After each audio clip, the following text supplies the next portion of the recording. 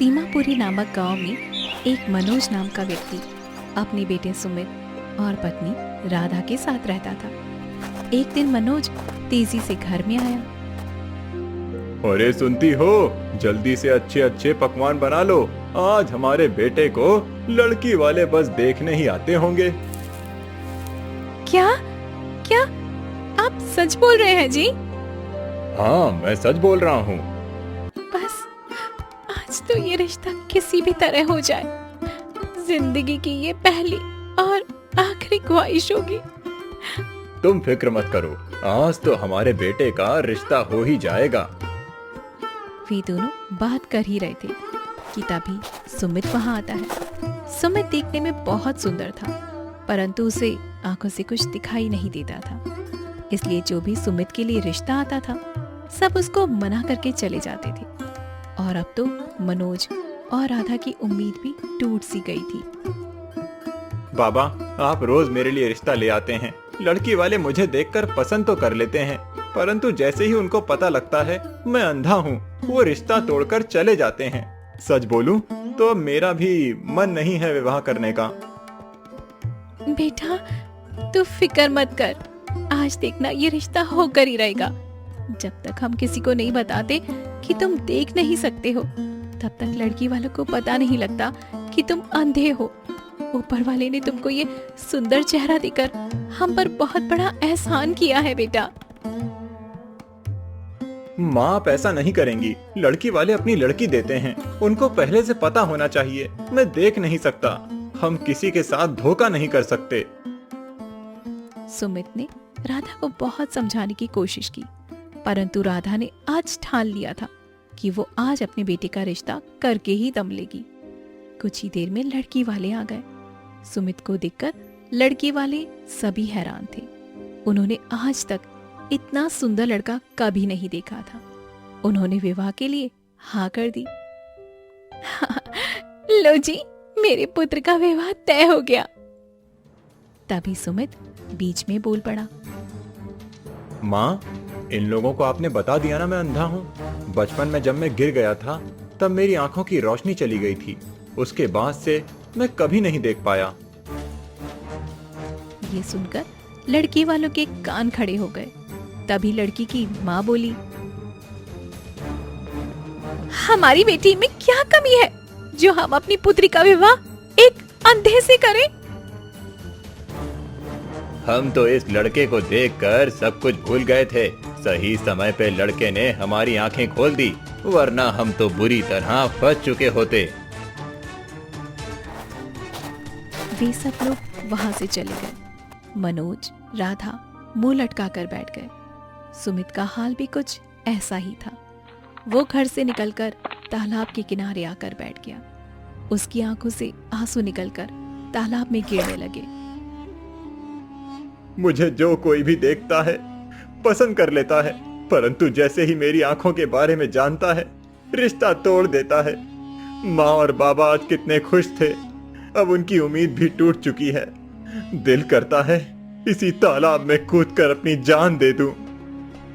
सुमित रोई जा रहा था। उसकी आंखों के आंसू जैसे ही तालाब में गिरे, एक जलपरी किनारे पर आई। उसने देखा सुमित किनारे पर बैठकर रो रहा था। कौन है ये मनुष्य? इसके आंसू ने हमारी दुनिया में तूफान खड़ा कर दिया। मुझे इसको यहाँ से हटाना ही होगा। जलपरी ने इंसानी रूप लिया और तालाब के किनारे आकर बोली, कौन हो तुम? आप कौन हैं? जलपरी सुमित के मुंह से ये सुनकर बहुत हैरान हुई। तुम्हें दिख नहीं रहा कि मैं एक जलपरी हूँ जो तुम्हारे सामने तालाब से निकलकर धरती पर आई हूँ? किस्मत तो मेरे साथ मजाक कर ही रही है, आप भी कर लीजिए। सुमित हंसते हुए बोला। सुमित की ये बात सुनकर जलपरी उदास हो गई।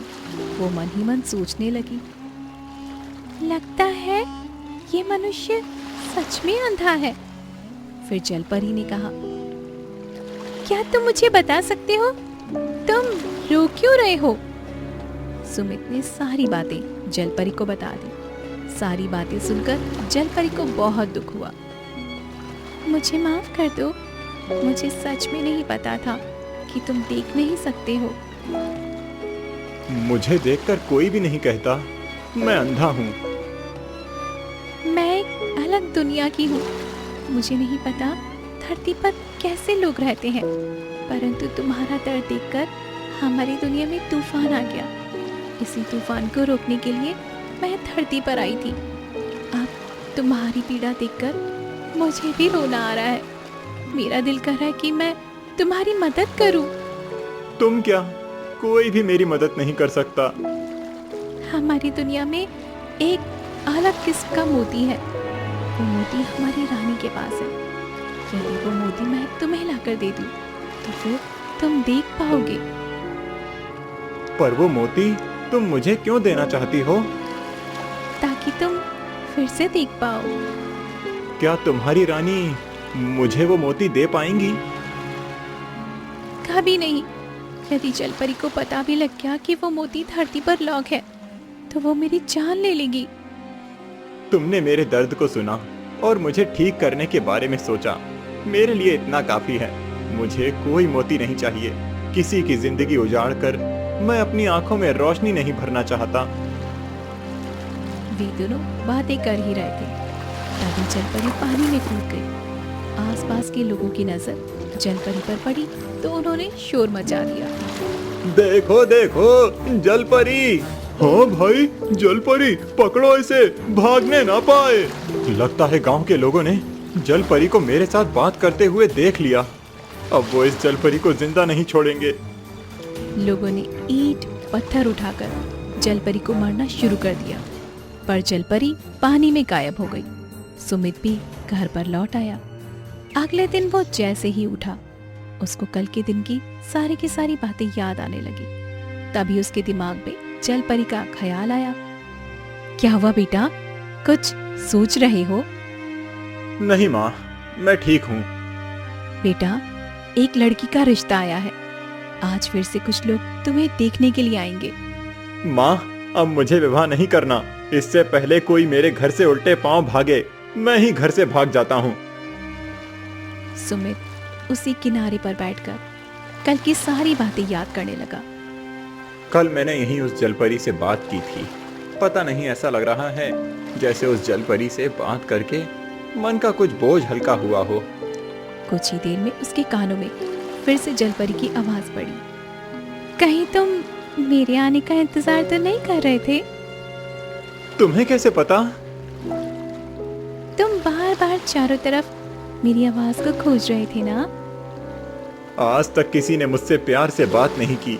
मेरी सच्चाई जानने के बाद तुम पहली हो जो मेरे साथ मेरे गम में शामिल हो। इसीलिए दिल तुम्हें खोज रहा था, तुम्हारा धन्यवाद करने के लिए। अगर कल तक तुम नहीं आती तो शायद मैं पानी में कूदकर अपनी जान दे देता। ये सोचे बिना मेरे जाने के बाद मेरे माँ बाप का क्या होगा। धन्यवाद तो मुझे तुम्हारा करना चाहिए। वो क्यों? हम जलपरियों को जब भी कोई मनुष्य देख लेता है तो हम पर धार वाले हथियार से हमला करने लगता है। तुम पहले ऐसे मनुष्य हो जिसने मुझे चोट पहुंचाने की कोशिश नहीं की है। हाँ, याद आया।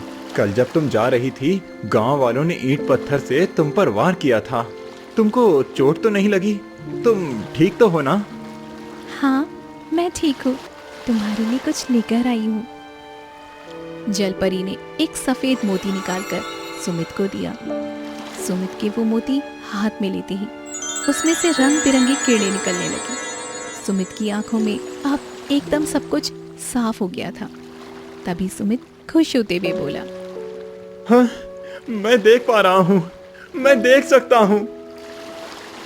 सुमित ने आंखें खोलकर जैसे ही जलपरी को देखने की कोशिश की, तभी एक आदमी ने तीर से जलपरी पर वार किया। जलपरी के शरीर से खून निकलने लगा। वो बुरी तरह से तड़पने लगी।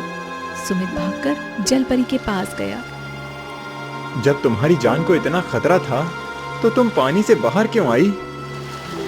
सुमित, तुम मेरी छोड़ो। देखो, तुम देख सकते हो, मुझे आज बहुत अच्छा लग रहा है। तुम मुझे देख सकते हो। मैंने तुम्हारी मदद की है। इससे अच्छी मौत और क्या हो सकती है सुमित? जलपरी ने वहीं पर दम तोड़ दिया। एक इंसान की आंखों की रोशनी देने के लिए एक जलपरी ने अपनी जान दे दी।